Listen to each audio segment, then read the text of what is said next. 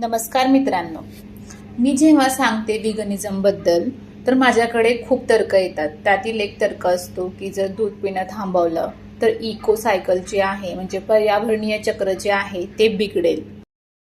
तर सर्वात आधी आपण हे पाहूया की इकोसिस्टम म्हणजे नक्की काय, इको सायकल म्हणजे नक्की काय. इकोसिस्टम म्हणजे निसर्गातील सर्व सजीव जसे की प्राणी, वनस्पती, मानव आणि त्यांच्यातील परस्पर संबंध. लोकांचा तर्क असा असतो की गाई म्हशी पाळल्यामुळे शेण मिळतं, शेणामुळे शेती होते, त्यामुळे दूध उद्योगावरती खूप जणांची घरही चालतात, त्याच्यामुळे दूध उद्योग हा आवश्यक आहे. पण या सगळ्यांमध्ये खूप मोठे मुद्दे दुर्लक्षित होतात. पहिला मुद्दा म्हणजे natural cycle versus industrial system. आजचं जे दूध उत्पादन आहे ते नैसर्गिक नाही, ते एक मोठं इंडस्ट्रियल सिस्टम आहे. आज प्राणी आर्टिफिशियली ब्रीड केले जातात, म्हणजे त्यांना जबरदस्ती प्रत्येक वर्षी इन्सिमिनेट करून प्रेग्नेंट केलं जातं आणि त्यांना हार्मोन्सचे इंजेक्शनही दिले जातात दूध वाढवण्यासाठी. आणि जर अनेकदा जे मेल काल्स असतात त्यांना ते उपयोगाचे नसल्यामुळे त्यांना मारले जाते. म्हणजे आजचं जे दूध उत्पादन प्रक्रिया आहे ती नैसर्गिक नाही, ती पूर्णपणे मानवनिर्मित सायकल आहे. दुसरा महत्त्वाचा मुद्दा म्हणजे ॲनिमल फार्मिंग जास्त संसाधन वापरते. खूप मोठ्या प्रमाणात जमीन फक्त जनावरांच्या चाऱ्यासाठी वापरली जाते.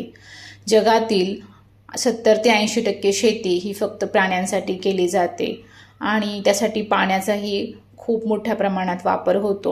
आणि गाई म्हशी मिथेन गॅस उत्सर्जित करतात आणि त्यामुळे मिथेन गॅस हा हीट ट्रॅप करतो खूप मोठ्या प्रमाणात. कार्बन डायऑक्साईडपेक्षा तो 28 पट जास्त हीट ट्रॅप करतो, तर त्यामुळे क्लायमेट चेंज होतो.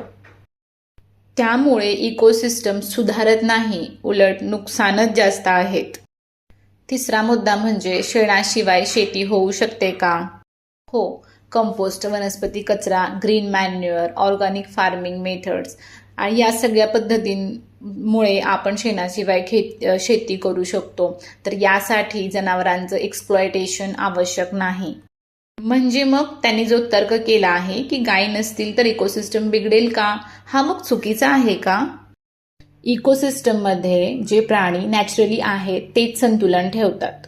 डेअरी इंडस्ट्रीसाठी आर्टिफिशियली वाढवलेले जनावरांची संख्या नैसर्गिक नाही. जर डिमांड कमी झाली तर प्रोडक्शन पण हळूहळू कमी होईल आणि इकोसिस्टम स्वतःच ॲडजस्ट होईल. या सगळ्यांमधून निष्कर्ष काय निघतो की जर आपण दूध आणि दुधाचे पदार्थ खाणे थांबवले तर इको सायकल संपणार नाही. या उलट रिसोर्सेस वाचतील, जसं की पाणी, जमीन, पोल्युशन कमी होईल कारण मिथेन गॅस कमी प्रोड्यूस होईल आणि इकोसिस्टम अधिक बॅलन्स्ड होईल.